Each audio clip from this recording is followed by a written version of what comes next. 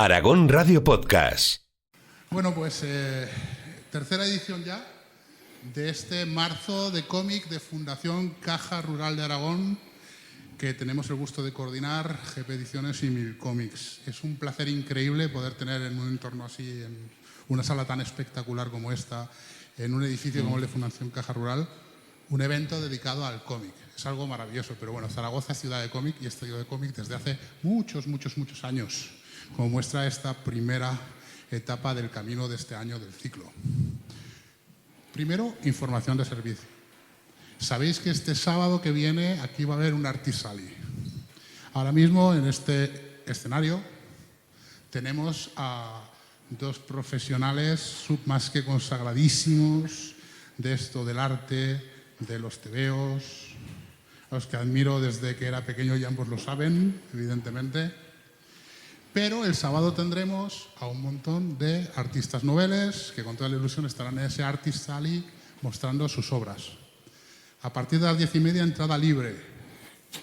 A partir de las 9:30, quienes van a venir al Artisali pueden entrar ya por la calle de detrás, por 4 de agosto. Y quería repasar un poquito, ya que esta es la primera jornada del marzo de cómic, la programación de todas las semanas. Y me voy a sacar la chuleta. El próximo día 12 de marzo tendremos lo que hemos dado en llamar, por recoger un poquito de qué va la charla, 2 generaciones de autoras. Una conversación con Marica Vila y Rosa Codina, moderada por Cristina Hombrados. Marica Vila es una artista, bueno, si conocéis la obra Mata Hari, no hay que deciros más, es una obra maestra absoluta.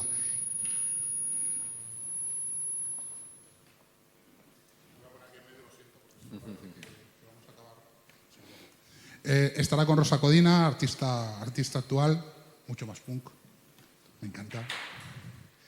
El 9 de marzo tenemos ese Artisali que ya hemos comentado. El 19 tenemos lo que hemos dado en titular de cómics, zombies y parques de atracciones con Arthur Depin, creo que se pronuncia así, que me perdone si no es así, el autor de Zombilenium.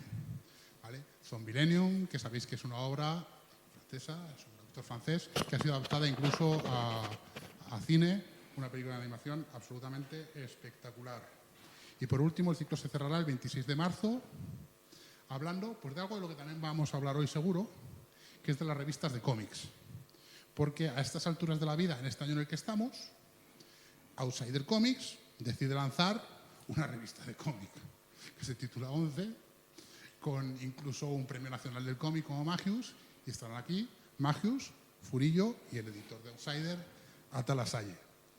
3 personas majísimas, entrañables, fantásticas, que hacen una obra increíble. Y bueno, y hoy estamos aquí, pues ni más ni menos, no necesitan presentación, pero hay que presentarles, con Luis Rollo. Hola. Yo iba a todas esas sesiones de firmas en Taj Mahal hace 25 años, con mis cartas para que me las firmaran. Uy, por favor, me voy a firmar los cromos, por favor, y me iba con mis plomos firmados, mis libros firmados, más contento que para qué. Carlos Azagra, el del jueves, el de Pedro Pico Vena, ¿sabes? La revista esa que verábamos ahí a escondidas, que molaba un montón, ¿vale? Y bueno, ellos moderados por alguien que sabe muchísimo, una barbaridad de cómic y de arte y de todo, como es Juan Rollo.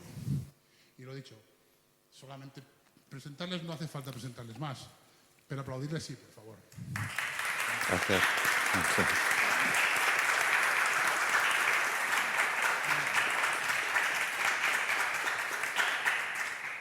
Muy bien, pues gracias Gonzalo por la presentación, gracias a Caja Rural de Aragón, a la Fundación Caja Rural de Aragón por apoyar el cómic otra vez, gracias a Zaragoza, la ciudad de Zaragoza, por apostar por el cómic, no como otras ciudades aragonesas que parece que no les gusta el cómic, con lo cual es una pena, allá al norte de Aragón, pero bueno, en fin, ellos se lo pierden. La verdad es que aquí hay libertad para elegir y ellos se lo pierden. Pero en cualquier caso, gracias Zaragoza por acoger otra vez más otro marzo, mes del cómic. Gracias a la Asociación de Autores de Cómic Aragoneses también por seguir apoyando y por el esfuerzo generoso de su junta directiva. Y efectivamente, como bien decía Gonzalo, pues tenemos aquí a dos monstruos del cómic español. La verdad es que el nivel que tiene Marzo Mes del cómic es brutal, ¿no? Aquí han estado Horacio Altuna, ha estado Enrique Breccia y ahora vienen pues Luis Royo y Carlos Azagra, ¿no? Y vamos a hablar sobre los años 80, ¿no? Porque parece que están muy lejos, pero realmente están muy cerca. Y realmente, claro, los que hemos vivido ya toda esa época, esa transición política, social, cultural, artística, pues desde luego tenemos aquí a dos testigos de la historia, ¿no? Que yo creo que tienen que dar hoy en día testimonio, ¿no? De cómo ha evolucionado el cómic, de cómo ha evolucionado la industria, de cómo ha evolucionado el arte, de cómo ha evolucionado la cultura y de cómo ha evolucionado en función de eso la sociedad. Yo creo que esto va a ser un diálogo, por supuesto también todo el público, aquí tenemos también grandes referentes también, Encarna Revuelta, por ejemplo, que está otro gran referente también del cómic, ¿no? David Daza, visto por ahí también, el propio GP, Daniel Viñuales está también por aquí, con lo cual es importante también que todos estemos que también podamos dialogar y podamos conversar con los artistas, que es lo que queremos, ¿no? Tocar a nuestros ídolos y estar con ellos, ¿no? Y yo sí que es verdad que empezaría un poco haciendo un poco una retrospectiva, ¿no? Porque al final estas dos carreras que tienen tan fulgurantes y tan consolidadas en el panorama del cómic y de la fantasía, es verdad que en un lado más desde el punto de vista del humor y desde el punto de vista de la política, incluso también de la ideología, y en otro lado también, pues desde un punto de vista también pues más del arte fantástico, porque es verdad que al final Luis estuvo muy involucrado también en esos cómics primigenios con Antonio Altarriba, pero que es verdad que luego se dedicó mucho más, su carrera derivó más hacia la fantasía y más las portadas, más la ilustración y más la obra de autor, con una carrera que también nos contará. Es verdad que debemos de repasar un poco también cómo han llegado hasta allá, ¿no? Entonces empezamos, si queréis, por Luis, ¿no? Coméntanos un poco primero cómo llegaste un poco de esa faceta primero más fancinera, más hablamos ahora también de las guardillas que tenías con otros artistas aquí en la ciudad de Zaragoza, ¿no? Y cómo empezaste a encontrar el amor por los cómics y luego ya también por la ilustración antes de los años 80. Luego ya empezaremos con los 80. Vale. Buenas tardes a todos. Gracias por estar aquí y aguantarnos toda esta charla. Los que manejamos lápices y pinceles y demás, pues somos en realidad bastante metidos en nosotros mismos, y esta sala casi se merece que hubiéramos venido a bailar, pero somos muy torpes para bailar. Me gusta mucho este entorno para que hubiera sido una sala de baile. Bueno, como dice Juan Royo, tanto Azagra como yo empezamos aquí en la ciudad pues con fanzines, con unas líneas muy diferentes, pero creo que lo que había en aquellos años era como unas ganas de cambiar las cosas, ¿no? Pues acababa el franquismo y todos teníamos muchas ganas de expresarnos y de cambiar cosas. El camino fue muy diferente, ¿no? Como comentaba Juan, la trayectoria luego ha sido completamente diferente, la de Azagra y la mía. Yo creo que Azagra en aquellos momentos tenía una manera de pensar que ha mantenido, son cosas que cada autor, luego para que veamos lo diferente que puede ser un autor que se dedica a esto de los lápices y los pinceles, y iba por ahí, ¿no? Se ha mantenido fiel a sus cosas con su lógica evolución, por supuesto, ¿no? Y claro, con una trayectoria larguísima ya que desde entonces hasta ahora pues ha vivido profesionalmente de ello, ¿no? Yo creo que empecé en aquellos años como probándome a mí mismo, ¿no? Cambiaba continuamente de estilo, en cada historia me iba a un estilo diferente. Incluso yo a la vez seguía pintando para exposiciones, pues eso, en Teruel, en Reus, exposiciones de poca importancia, pero bueno, con cuadros grandes y demás, donde ahí sí que tenía una versión más política, pero en lo otro, en el cómic, yo creo que tenía una idea más de investigación, de encontrarme a mí mismo, ¿no? Azagra mantuvo sus convicciones hasta el día de hoy con la evolución lógica, y yo fui encontrándome.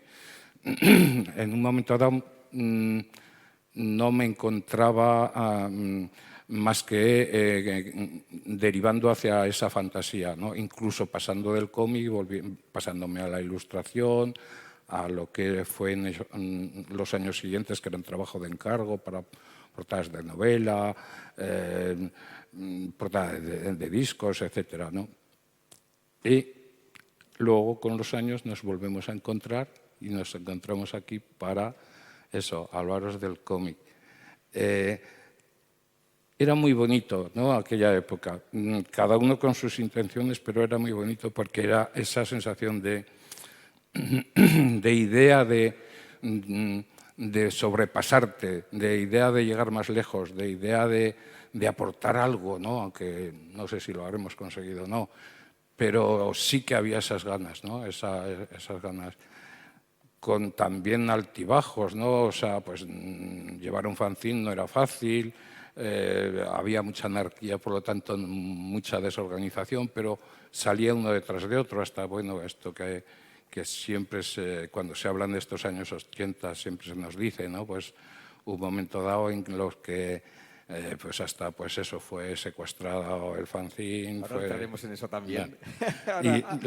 Sí, a ver qué visión tiene Azagra de esa época. Exactamente. Luego entraremos ya, luego que tenemos ganas de entrar en lo saco. Pero, Carlos, tú naces en Sevilla, eres aragonés, pero vives en Barcelona, viajas constantemente.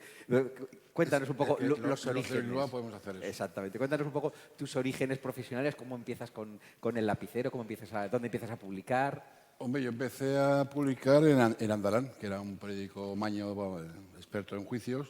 Tuve la suerte de tener a la Bordeta de profe, de tutor de COU, y fue el que me introdujo en Andalán y fueron mis primeros dibujos que cobré, porque lo fundamental no es cuándo has empezado a publicar, sino cuándo has cobrado realmente, ¿no? Que esto de dibujar siempre, de pequeñito siempre hemos hecho tebeos, ¿no? Yo en el colegio, yo estaba en el colegio La Salle de Gran Vía, ¿no? Y ahí hacía tebeos, no existía la fotocopia, entonces los vendía a 2 euros los tebeos. Los perdí. Me hubiese gustado guardarlos, pero los perdí. Y bueno, y básicamente haciendo panfletos, carteles reivindicativos, y es donde empiezas a aprender un poco al manubrio, ¿no? A hacer cosas que requieren un poco de intervención de dibujo, ¿no? Pues claro, éramos una generación de mucha letra y tal, entonces lleva un poco de vaselina de dibujo, ¿no? Y el dibujo siempre ayuda un poco a agradar las cosas que quieres. Y bueno, sobre todo cuando me fui varias publicaciones de aquí, Aragón 2000, Esfuerzo Común, yo que sé, un montón de cositas. El colectivo Z, que fue fundamental porque empezamos ahí un poco a tener ciertas cosas, todo a raíz de un juicio que tuvimos ahí en el 81, que por escándalo de la Iglesia Católica, que se le veía a la Virgen del Pilar una teta, pues va, y nos quieren meter 4 meses de cárcel y 10 años de 7 años de inhabilitación. La cárcel, logramos huir de la cárcel, pero la inhabilitación la tuvimos. A mí me borraron del censo electoral, no pude votar durante 10 años y no pude ser funcionario de correos, porque yo era amante de cuadrofenia, de las Vespas y todo esto, y yo quería ser cartero de correos.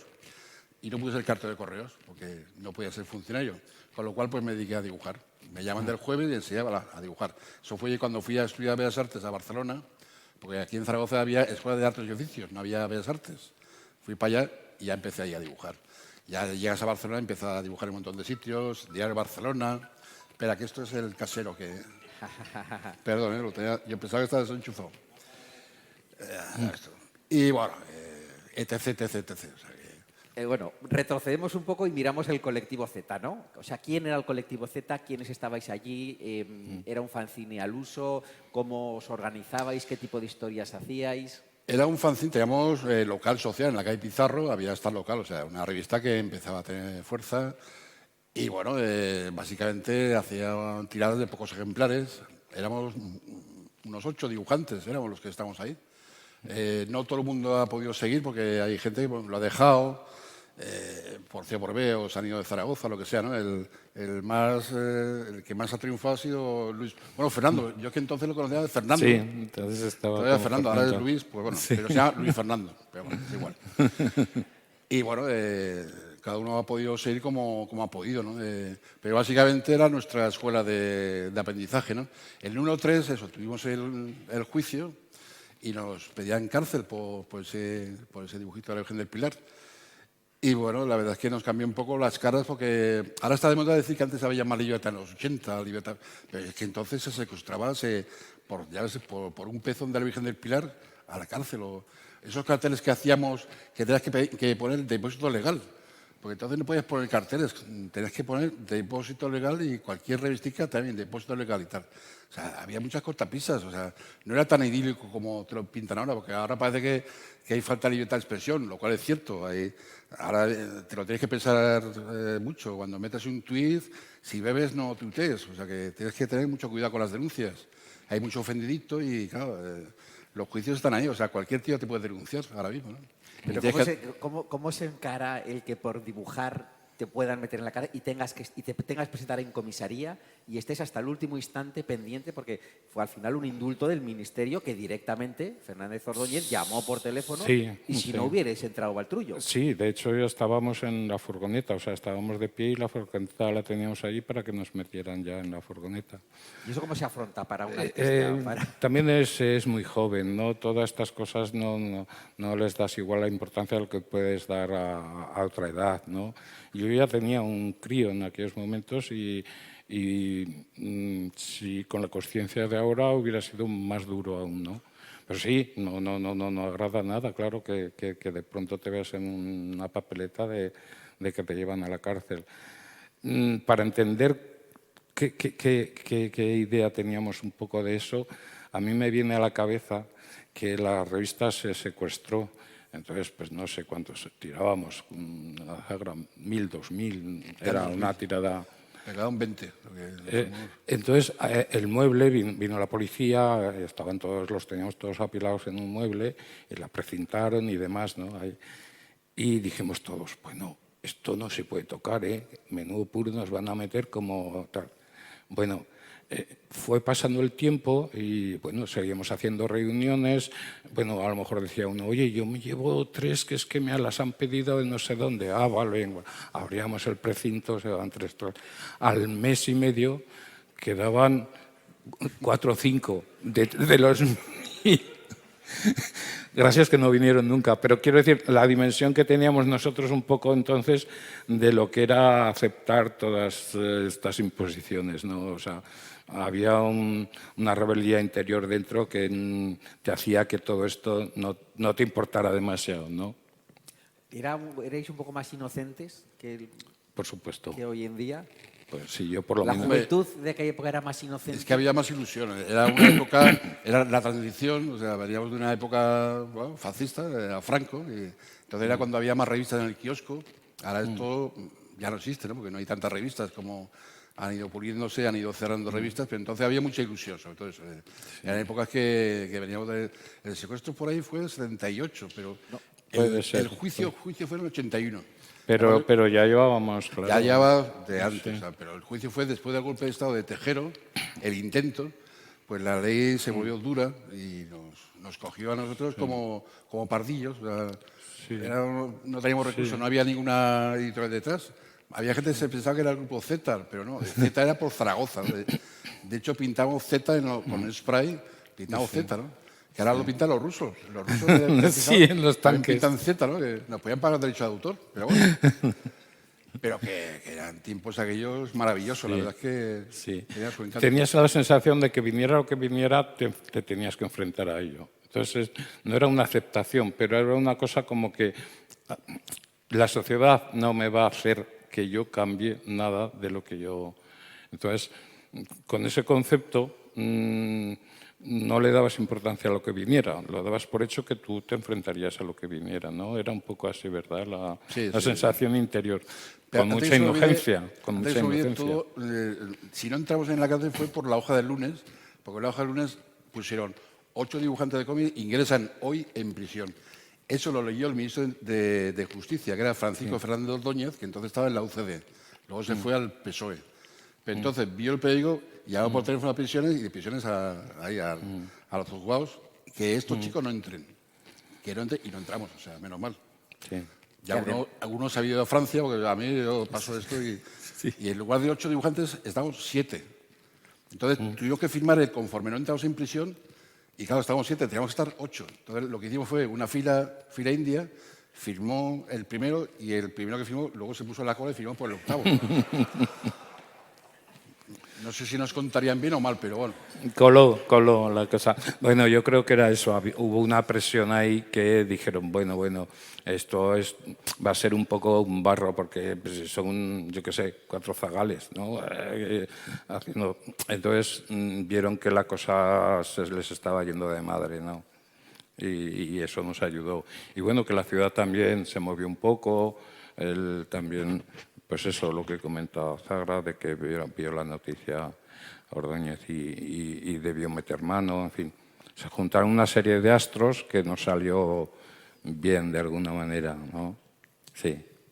¿Y cómo son al final, cuándo empiezas a crear tus personajes ya más emblemáticos, los que ha contado? Oye, en Barcelona, en Santa Coloma, vivía en Santa Coloma y me llaman del jueves. Yo no piqué el jueves, me llamaron ellos. Oye, haz algo. Yo quería meter el borracho de la barra, el Ovidio, vicioso del vidrio, pues... Pero el director, que era Jean, no, eso no, mete punkis.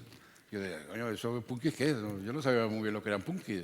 Pero como vivía en Santa Coloma y debajo tenía un bar musical que iban muchos punkis, les pido permiso, oye, el cantante del grupo que era Olor Insoportable, que luego se llama Pisando Fuerte, pero Olor Insoportable, el cantante se llama Pedro Pico y el batería Pico Vena. Y digo, oye, ¿no os molesta que os pide el nombre? Que sí, cojonudo y tal. Y los puse Pedro Pico, Pico Vena y además daba la estética. Uno era más punky, otro más skin. Y dio el resultado final fue eso, que las andanzas de un poco la movida, que cuando no había internet no había todo esto de lo que son las redes y tal, ¿no? Entonces el jueves era un poco una época maravillosa, que cualquier grupo, yo me hacía eco y entonces la gente se enteraba de que existía ese grupo y a mí me gustaba mucho la música, la verdad, ¿no? Incluso la música de aquel tiempo, la Polla Records, Cortatu y todo eso, a mí me gustaba, ¿no? Los conciertos, eso ya no, porque a mí los conciertos me aburren, ¿no? Yo voy a las pruebas de sonido, pero ya luego a las tantas yo me duermo ya, ¿no? Yo me gusta más la prueba de sonido, que es cuando escuchas una canción decentemente y ya está, porque luego con la cerveza y tal ya no te enteras del concierto, ya no sé. Y luego además es que tus cómics son constantes reivindicaciones de grupos lo más dispersos, lo más dispares, que te llamaban o que tú te hacías eco de ellos porque están constantemente de los grupos más, en fin, más inverosímiles de cualquier parte de España. Una vez me llamó Extremoduro, Roberto, me llamó de Plasencia, que queremos conocerte y tal, y quedamos y bueno, chaval. Entonces fueron 4 gatos, al Celeste 4 gatos, luego Extremoduro se hizo más importante. Pero yo iba a las pruebas, venía a Cortatu, la Polla, iba para allá, me presentaba y congeniamos. Entonces no había mucha gente por la movida, no. Iba a ver la música que me gustaba y tal, ¿no? Pero luego me hacía eco de lo que pasaba en las radios libres de Nicaragua, sandinista, un montón de cosas que los ocupa, no sé qué, y me hacía un poco eco de los desposeídos, de los pobres que no tenían acceso a los medios, que es lo que pasa, ¿no? Y además es que de todas partes de España.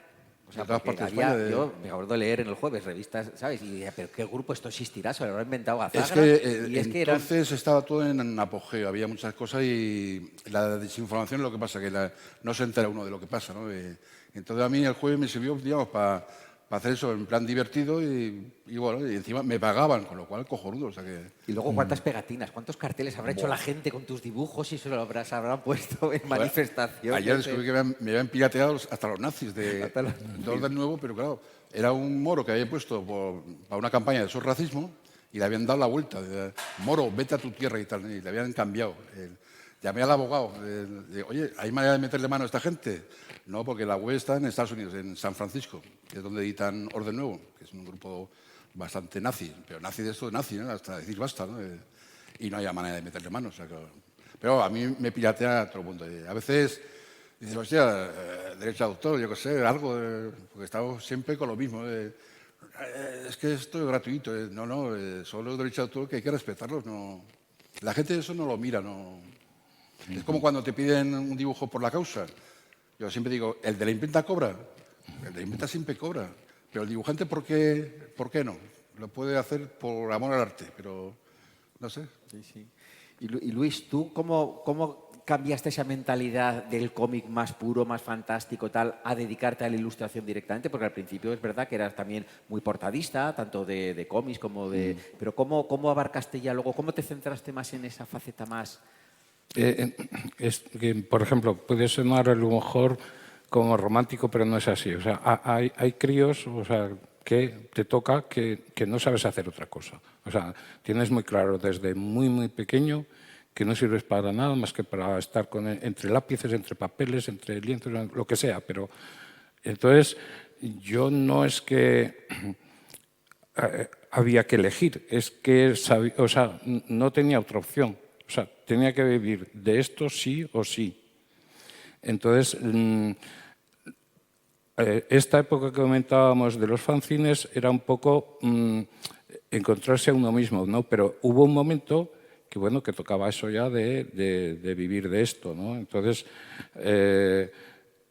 el cómic a mí se me hacía muy pesado, porque de alguna manera, pues eso, yo era un poco más preciosista, más de perder el tiempo en cada viñeta y todo eso. Repetir un personaje se me hacía aburrido, ¿no? Lo tienes que repetir en diferentes momentos de la historia y todo esto. Entonces, la ilustración era como meterte en un mundo el que tú querías, y yo le llamo ventanas, ¿no? O sea, metes una ventana y haces el mundo que tú te quieres imaginar, pero automáticamente cuando lo dejas te vas a otra ventana completamente diferente y ya verás otro mundo que no tiene por qué ser ni parecido ni igual, ¿no? Entonces yo ahí encontré que es donde me encontraba bien, ¿no? Y eso estaba pagado, ¿no? También tuve la suerte a lo mejor de dar con un buen agente que era entonces Rafael Martínez, que pues, a nivel europeo se consideraba uno de los mejores.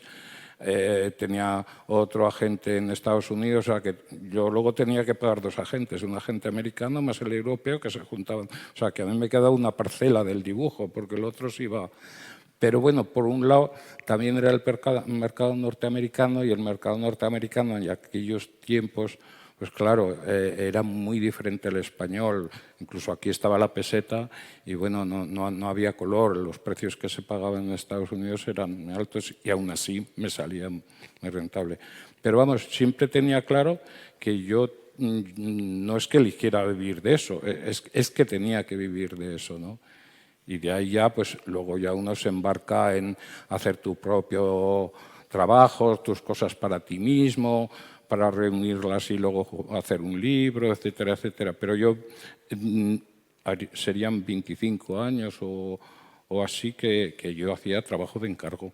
También, mezclado con el otro. También que la faceta esa internacional tuya, yo creo también ha pivotado mucho en lo que es Laberinto Gris, que es también un poco pues la galería de arte que te representa y un poco la que gestiona también desde un punto de vista más económico-financiero, ¿no? Toda esa internacionalización que ha tenido tu obra, ¿no? La gestión con los clientes, claro, ¿cuántos coleccionistas extranjeros, ¿no? Realmente al final tu facturación, el 99% es fue de fuera. internacional. Es que claro, ahí hay otra historia, ¿no? A lo mejor cuando te dedicas a lo cotidiano, por ejemplo, como Azagra, tienes lo que decís, unos medios nacionales que de alguna manera te pueden soportar y poder vivir de eso.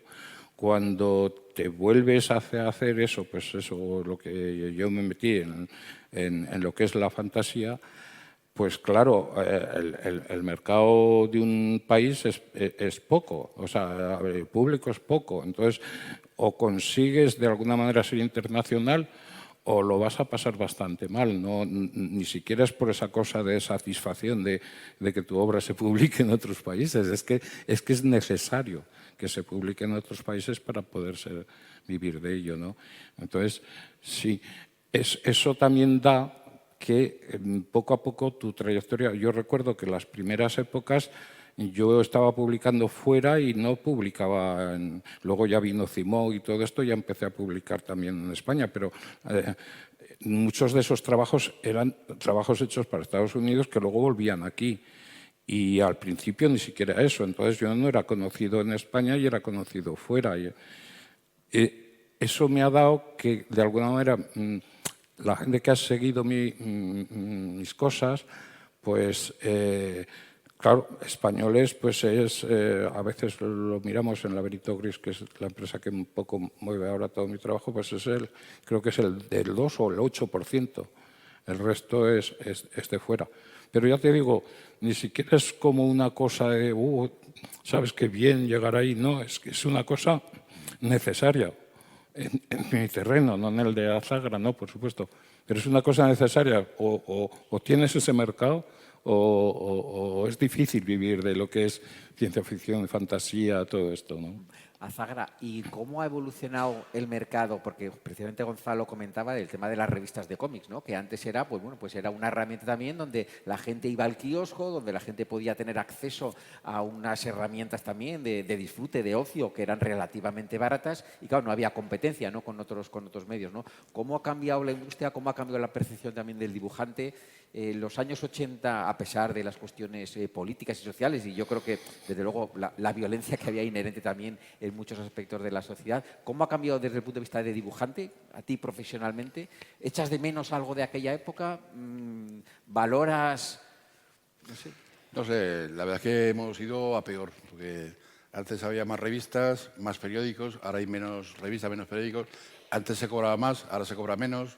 O sea que vamos para atrás, como el cangrejo. O sea que yo lo veo un poco así, un poco duro, porque es complicado. Esto de vivir solamente del dibujo es complicado y eso. Yo me acuerdo antes, en la buena época que tuve, dibujaba en un diario, un semanal, un quincenal y un mensual, que eran todas las formas posibles de publicación.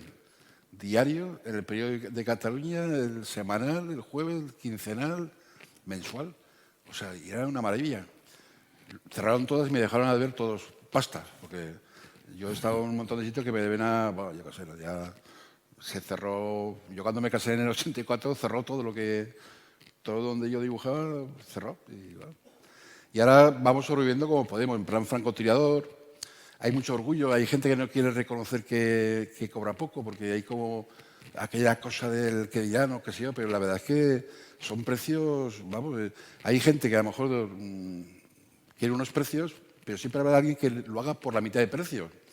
Y eso entre compañeros está feo, ¿no? Porque había un tío que muy interesante, el Jim, que era director del Jueves, que me decía, no hay ni mejores ni peores dibujantes, sino diferentes. Somos diferentes, o sea, joder, con Fernando yo no tenemos nada que ver, digamos, a nivel de dibujo, pero somos compañeros y estamos en el mismo lado de la barricada, ¿no? Pero claro, es complicado. Esto de ahora mismo, y todo se diversifica, eso, dibujar para el extranjero o para otras cosas que ya no sabes muy bien a dónde va a llegar. Y siempre el dibujante es el último mono que se entera, porque claro, cualquier cosa que haces, pues el dibujante es el último, ¿no? Es todo un engranaje industrial, pero pasamos en el cómic, en el de Barcelona. El último mono es el dibujante, que tiene que ir mendigando unas entradas para poder entrar con la familia, ¿no? Y tiene que estar pidiendo casi, por favor, y casi no te dejan entrar. Y señores, si no es por los dibujantes, la industria del cómic se va al carajo, o sea, porque son los dibujantes los que mantienen la industria del cómic. Otra cosa que hace bien es el del cómic de Zaragoza, que trata siempre a todos los autores fenomenal. Sí, la verdad que sí, hombre. Y Carlos, y en ese aspecto, ¿puede ser que el reconocimiento que a lo mejor en su día no tuvisteis los autores se tiene ahora y el público está como más polarizado en el sentido que hay autores fetiche, como pueda ser tú, por ejemplo, pero que no tienen acceso masivo a una serie de publicaciones, una serie de obra y, sin embargo, por lo menos el reconocimiento sí que existe y que en todo caso dices, joder, pues casi prefiero la pasta que el reconocimiento, pero en cualquier caso por lo menos te reconforta eso o por lo menos tú detectas que la gente hoy en día te reconoce más que en los años 80? No sé, la verdad es que me da igual, no es una cosa que... Mira, yo tengo un compañero, el Iba, el creador de Máquina Baja, Puta Mil y tal, ¿no? Y ya casi nadie lo conoce, ya no, nadie le suena como a chino, son tiempos... O por ejemplo, Más Birras, el grupo Más Birras, en su momento pues lo conocían 4. Ahora, gracias a la película, pues lo conoce más gente, de lo cual me alegro, porque Más Birras es un referente de Zaragoza, ¿no? Y hay que cuidar estas cosas, ¿no? Pero antes Más Birras, eso era... bastante, digamos, desconsiderado la gente, eran marginales a tope, ¿no? Igual. Yo me imagino que con el tiempo las cosas se ponen en su sitio o algo así, ¿no? Y ya está, pero bueno, tampoco hay... yo lo que te decía, yo quiero ser conductor de correos. Aún puede que sea, porque me gustaban las Vespas amarillas, o sea que a uno le gusta el tractor amarillo y a mí las Vespas amarillas, ¿no? Pero bueno, todo puede conseguirse, o sea, con el tiempo. Oye, ¿qué marcianadas habéis hecho? ¿Qué cosas así más excéntricas? ¿Qué cosas habéis, como dibujantes, como ilustradores? ¿Algo en Rusia a lo mejor puede ser? Sí, bueno, sí, a lo mejor por eso, porque como yo he ido publicando un poco de medios, pues eso, de fanzines al cómic, del cómic me agobio en las revistas así más o menos que había entonces, 1984, y todo esto es cuando ya me agobio y me paso a la ilustración, y luego en la ilustración pues también, por ejemplo, últimamente yo juego un poco a que estoy en más mitad de camino, me meto en proyectos pues que están a mitad de camino entre pintura, ilustración. Me he metido en proyectos junto con Rómulo, que es mi hijo, en cosas como un musical, en hacer todo lo que es la estética de un musical, como lo del Malinche, o una cúpula, que esa no es que yo me metiera por eso, sino que me vino de encargo una cúpula en Moscú que pues eso nos llevó 4 meses de pintarla y 6 meses de prepararla en Barcelona, ¿no? Porque nos llevamos todo a tamaño natural para poderlo calcar arriba, etcétera, etcétera. Y claro, eso son experiencias duras y fuertes, ¿no? Sí, sí. Carlos, ¿qué cosas has hecho que sean reseñables, que sean así, algo excéntrico, algo raro que se te ocurra? Cualquier cosa es una cosa rara, ¿no? O sea, cualquier cosa... Ahí no se me ocurre... Se me ocurre un juicio que tuve hace tiempo Bueno, juicio yo no, un trabajo de Citibank. El director de Citibank denunció al trabajador porque utilizaron un dibujo mío que se veía un trabajador delante, que estaba delante del jefe y estaba haciendo chup, chup. Estaba arrodillado. Pero para que veas tú cómo los directivos no saben nada de cómic. Porque en el juicio me llevó la defensa para decir que no le estaba chupando la polla, sino que le estaba atando el zapato. Entonces, menos mal que el fiscal no me dijo, el chup chup no es la onomatopeya del zapato. La onomatopeya es zip, zip. Chup chup no es lo mismo. Pero No lo sabían. Como no entendían de cómic, pues lo dejaron pasar y el suelto, o sea, solución. Y al que echaron fue al director de Citibank, lo echaron, que ahora se llama de otra manera. El Citibank ya pasó a la historia, ¿no? Pero era eso, un tío agachado. El fiscal me preguntaba, oiga, usted la enfermedad la tiene dentro. Está clarísimo que le está atando el zapato. Bueno, unas cosas de estas. Yo me enorgullezco de estas cosas porque son pequeñas victorias, ¿no? No entran dentro de los anales del cómic. Los anales, qué palabra más guarra, ¿no? Pero bueno. Sí. Pero estoy satisfecho de esas cosas. Oye, ¿qué más revistas? Porque, claro, todo el mundo te conocemos por El Jueves, ¿no? Pero ¿qué más revistas, aparte de esas aparte de la prensa en la que has trabajado, qué más revistas? Bueno, revistas, es que de panadería, por ejemplo, un curro honrado son revistas de panadería que son gratuitas. Pues es un curro honrado de dibujar en estas panaderías. Hemos hecho puta mil bueno, revistas varias. Ahora es que tampoco hay... Salió un Alardín que sacó 4 números y se agotó y no pagaban encima. O sea que está bien el prestigio y tal, ¿no? Pero si no pagan, ¿para qué sirve el prestigio? Te lo comes con patatas fritas. O sea que...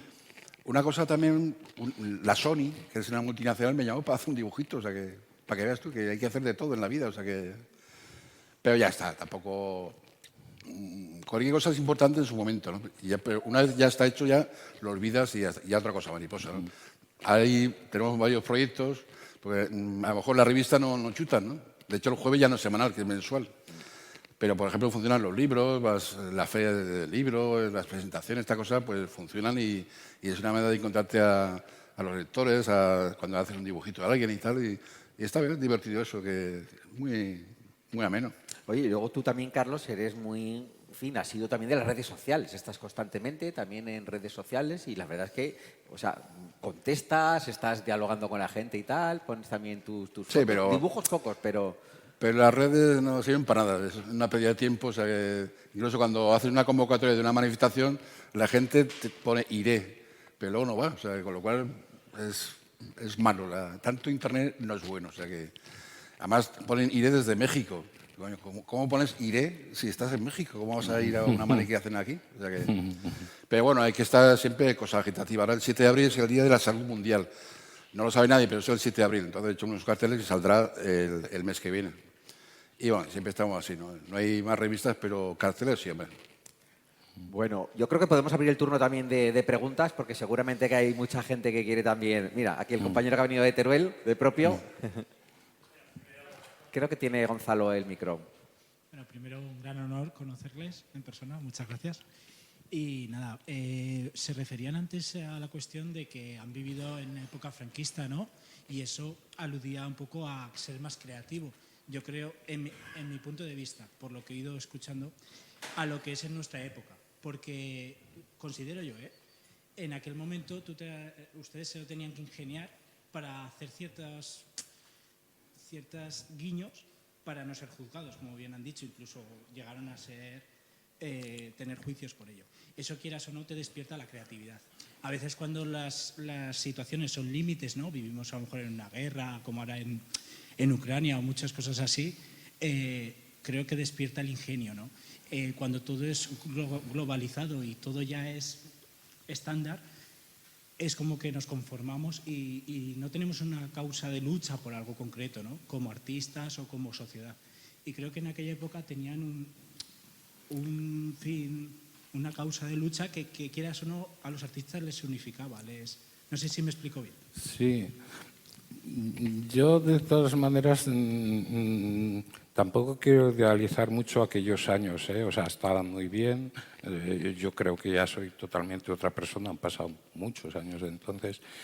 Y tampoco estoy en que uno no pueda hacer siempre el tipo o la provocación que tú quieras en cualquier momento. Me viene a la cabeza, por ejemplo, estoy hablando de los años del 2000 o por ahí, que no había para nada este tipo de cosas, y recuerdo que estaba en una feria, creo que en Alemania, con el agente este que he comentado antes, que me llevaba las cosas, y le digo, oye, quiero hacer un libro erótico y fuerte, potente, o sea, quiero decir, desafiante, y para que lo publiques en Estados Unidos.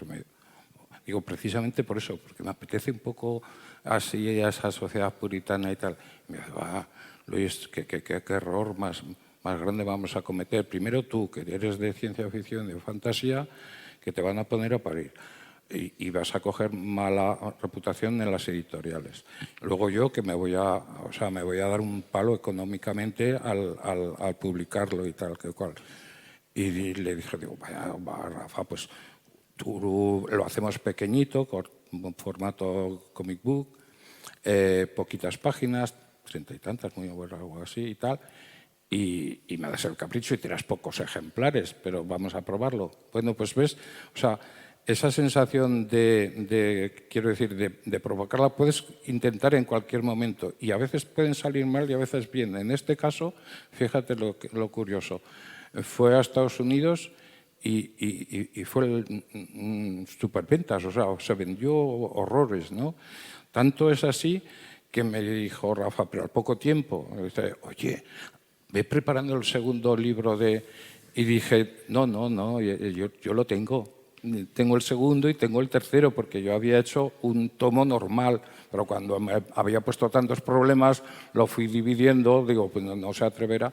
Entonces, quiero decir, luego quiero decir que a veces buscar el ir a tu bola, yo creo que al final siempre es lo mejor. Quiero decir, que se te vea que realmente lo que tú estás haciendo puede ser lo de Azagra con su línea, porque él es así, él lo siente así, y eso puedo ser yo en otra película completamente diferente, pero nos creemos lo que hacemos. Eso sí que es lo fundamental. Yo creo que la mentira en el dibujo se pilla. La mentira, la poca ganas, se pilla un día que tienes malo. O sea, si un día que tienes malo te miras al día siguiente lo que has hecho y dices, qué flojo está esto, ¿no? Hay algo que el dibujo se adapta y la pintura se adaptan muy poco a la mentira. Ahí se cuecen muchas cosas que incluso objetivamente no las ves, pero se sienten, ¿no? Y se sienten cuando ves tú un cuadro, cuando ves un dibujo de otra persona o cuando ves una historia, se siente cuánto realmente... Y eso sí que cuenta. Entonces, el jugársela o no, yo creo que no es para tanto. Eso es ser fiel a uno mismo, pase lo que pase, en cualquier momento, ¿no? En este caso, ya te digo, o sea, me pidieron un cuarto y aún tuve que recoger los dibujos de los bocetos que había hecho de los anteriores y recopilar un cuarto, y me pidieron un quinto, y dije, que no, coño, que me vais a hacer autor erótico para toda la vida, porque yo quiero volver a lo de antes. Esto era una gracia que yo quería hacer, que me sentía bien, pero quiero decir que yo creo que la base no está en que te pongan más dificultades o no. La base está en que lo que tú estás haciendo te lo estás creyendo. Pozi. No, o tú estás de acuerdo, ¿verdad?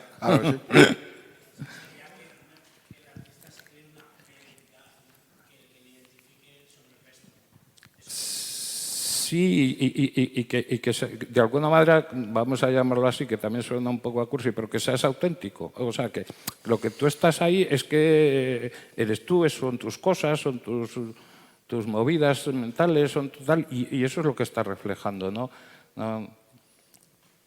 Y al margen de eso quieres vivir y quieres cobrar. O sea, lo que dice Azagra tiene toda la razón. O sea, quiero decir, el dibujar es una profesión, no solo es una vocación.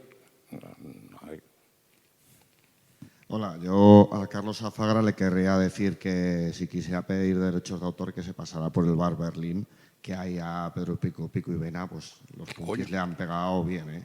O sea, no ha habido vez que no entras allí a ver un pasquín que no hiciera referencia a sus obras, o sea, que sepa que ahí por lo menos el respeto usted lo tiene hiper ganado y Habrá que se ir, lo merece. habrá que ir. Está cerrado desgraciadamente, pero que lo sepa. Que en ese Muchas gracias, colectivo. hombre, ya...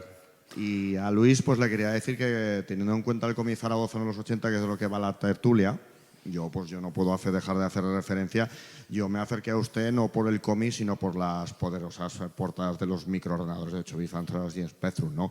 Quien no se acuerda del Game Over o el Turbo Game, que me parece maravilloso. Y le quería comentar un poco porque como está tanto de moda el mundo retro en este momento y tenemos tanta nostalgia por aquellas máquinas que nos hicieron tan feliz con tan poquito, ¿no? Y usted sabe de sobras que parte de la magia se la debemos especialmente a los pequeños niños de los 80, a las grandes portadas que hizo Ruiz Rollo y el fallecido Carlos Aspiri, que creo que nos emociona a todos. Te lo iba a nombrar. Entonces creo que me gustaría que me contara alguna anécdota con Aspiri, que seguro que tiene porque era un fichaje de la hostia. ¿Y qué recuerdos tiene usted de esa primera época de los 80 cuando le empezaron a llamar? Porque yo creo que para usted también ese trabajo desequilibra un poco la balanza en dedicarse oficialmente a trabajar sobre todo esto. Eso fue ya una introducción cuando ya funcionaba en lo de las portadas. Pero bueno, venía otro mundo y por lo tanto, ¿sabes? Y dices, ay, vaya, ahora los videojuegos y tal. Y entonces, claro, las bases también eran muy graciosas, ¿no? Entonces, nosotros nos daban unas bases y de ahí el currabas lo que quisieras. Además, luego se adaptaban cosas, se adaptaban los dibujitos, los personajes. Y Alfonso hacía por otro lado. Entonces, nosotros no lo veíamos en las publicaciones. Yo no conocía a Alfonso, ¿no? Ni él, claro, por supuesto, a mí. Entonces, en una de las ferias, no sé cuál sería, pues sería a lo mejor la de Barcelona o eso, pues nos conocimos. Y porque fumábamos los dos, bueno, yo sigo fumando eso, y nos encontrábamos para fumar. Nos hicimos muy buenos amigos. Hemos estado en ferias de San Diego, en fin, muy buenos ratos con Alfonso porque era muy divertido, muy buena persona. Y me comentó, joder, coño, cuando sale una portada tuya, voy corriendo a ver qué ha hecho este tío. Digo, pues yo hago lo mismo. O sea, que nos íbamos siguiendo el trabajo. A ver este tío, cómo ha llegado a esto, a ver qué ha hecho ahora. A ver, sí, estuvimos unos años sin conocernos, pero nos seguíamos el trabajo, pero al milímetro, ¿sabes? Pero luego nos conocimos y hemos sido grandes amigos, muy grandes amigos. Vale, perdón, me quedó un minuto del micrófono porque, Carlos, has hablado de que está feo que un compañero cobre menos que otro, pero inteligencia artificial. Hostias, palabras mayores, eso. Es un tema muy complejo porque se va imponiendo y hostia, al final no la meterán, o sea que no... Sí. ¿Qué vas a hacer? Yo qué sé. Sí. Hasta el mismo Photoshop sale con IA Photoshop, o sea que es muy complicado eso. Yo no me niego nunca a todas las cosas que vienen. Además, con una trayectoria tan larga que tenemos, hemos pasado por mil cosas. Yo recuerdo, eso lo comentaba antes Azagra, ¿no? Una época después de los fanzines de las revistas. Las revistas estaban en los kioscos, en las Ramblas y todo eso. O sea, un apartado grandísimo en los kioscos de las revistas de cómic.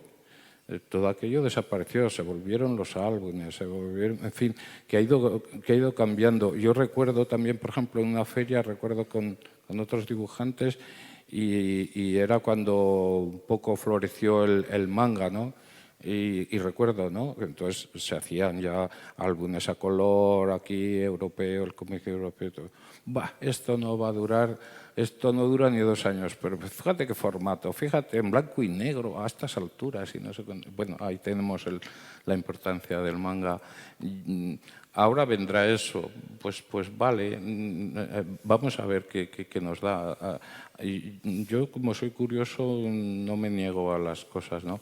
No sé hasta dónde llegará y no sé el daño que nos hará, pero vamos a ver, porque además lo que dice Azagra es verdad, o sea, el plantearte eso en plan negativo, o sea, si va a venir, quieras o no. Entonces es mejor observarlo y ver.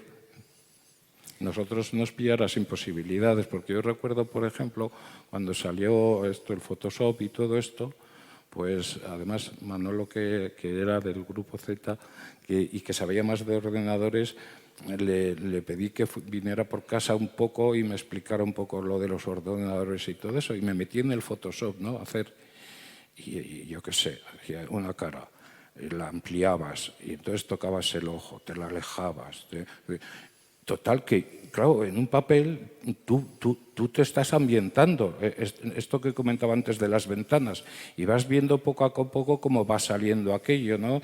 Y entonces aquí me está pidiendo más luz, aquí me está pidiendo una oscuridad, tal. Te vas dejando llevar por todo eso. Sin embargo, en el ordenador era, pues, acércate, retocas aquí, la alejas, pues se ve bien, ¿no? Era un rollo patatero y dije, bueno, esto no es para mí, ¿no? Pero fíjate a dónde ha llegado. ¿No? Y hay autores ahora que están haciendo cosas en lo que yo he hecho muchos años, que ya hace años que lo dejé, lo que eran las portadas de ciencia ficción, de novela y de fantasía. El arte digital está haciendo maravillas, ¿no? Y hay que reconocerlo. Bueno, pues eso aporta, ¿sabes? Yo sí que me gustaría terminar, porque estamos ya acabando, y solamente un poco por hacer un poco punto final, vuestras trayectorias han culminado también, en tu caso, con Rómulo Rollo, también haciendo un poco pareja artística, y a Carlos pues con Encarna Revuelta también, y también con Viñuales también como guionista también, en muchos casos, ¿no? ¿Cómo es eso de trabajar en equipo y sobre todo con unas parejas tan estables y tan familiares y tan personales? Trabajar en equipo, ¿te refieres? Con Encarna Revuelta, con Revuelta. Bueno, como la tengo ahí en el bote, pues mira, me colorea. Yo que soy más de blanco-negro y ella me hace los colorines, que siempre es una manera de hacer agradable una cosa. Porque yo soy muy agresivo, muy blanco-negro. A mí siempre me gusta el blanco-negro que tiene mucha fuerza, ¿no? Y ella lo suaviza con los colorines, pues es una cosa muy así, ¿no? Otra colaboración es con los guionistas, que he hecho varias colaboraciones con ellos y tal, y hasta ahora me ha encantado. Con todos los guionistas hemos tenido buen rollo, ¿no? Con más dibujantes ya es más complicado, porque cada dibujante es un mundo diferente. Nosotros en Barcelona teníamos un colectivo que era Butifarra, que no firmamos siquiera, o sea, firmamos como colectivo Butifarra. De hecho, cuando nos pasó esto del colectivo Z, estábamos en libertad condicional 1 año. Pues tuve otro juicio por lo mismo en Barcelona, por Iglesia S.A., un negocio por los siglos de los siglos, amén, otro juicio. Pero éramos tan solidarios que, claro, yo si reconocía que había hecho, iba directamente al Trullo, a prisión. Pues en mi lugar fue Miguel Gallardo, que falleció. Se van los mejores, se van yendo, ¿no? Pues él fue diciendo que él había dibujado tal. Para que veas tú cuánta solidaridad había entonces. Bueno, y también Gallardo era un ser excepcional. Bueno, vamos retrocediendo en muchos aspectos, pero bueno. Ya está, ahí queda la cosa, ¿no? ¿Y Rómulo? Claro, yo que ves, estaba en la ilustración, Rómulo estaba en la pintura, llevaba otra trayectoria diferente. Además, estábamos en diferentes ciudades, hemos estado años así, en Madrid, yo en Barcelona, en fin. Y esto que hablábamos antes de lo de Moscú, vernos en un país donde además, no creáis, ni siquiera hablar inglés era tan fácil y eso, y ni siquiera yo no lo sé. Rómulo muy poco y allí poco. Entonces, era estar completamente aislados en unos andamios todo el día, ¿no? Y entonces, de ahí surgió la cosa de por qué no empezábamos a fusionar, ¿no? Porque la ilustración es diferente a la pintura, porque se considera tan separada, porque no pueden ir juntos, porque tal. Y entonces, de y ahí empezaron a salir los proyectos. Se gestó el Malefic, que fue luego donde nos metimos y demás, un proyecto de esos que llaman multimedia, porque nos metimos también en que hicieran música, novela, manga, juegos de rol, en fin. Entonces se gestó ahí y es una colaboración bonita, porque yo creo que a mí me ha aportado el soltarme un poco también, porque claro, el trabajo de encargo también es muy descriptivo. Quiero decir, si tú haces una portada de una novela y trata de no sé qué, lo que tiene que ver en la portada es, de alguna manera, ese mundo, ¿no? Y hay que describirlo, como seas te sueltes mucho y no llegas al espectador, ¿no? Al público que va a comprar en la librería. Entonces, estos proyectos me dan soltura, me dejan abrirme más a otras cosas, a otras técnicas, a otros tamaños, en fin. Es enriquecedor, sí. Muy bien. Bueno, pues yo creo que ya estaría todo finalizado y entonces, bueno, solamente queda darles un aplauso y dedicaros los libros que queráis, que seguramente estos dos grandes autores os los van a dedicar. Pues muchas gracias también a vosotros. Gracias. ¡Hala!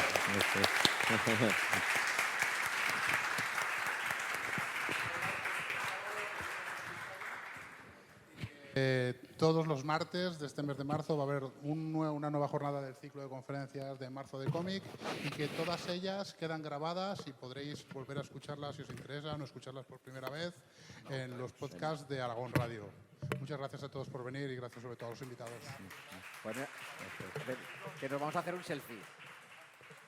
Un selfie. Ponte, Gonzalo, también. Aragón Radio Podcast.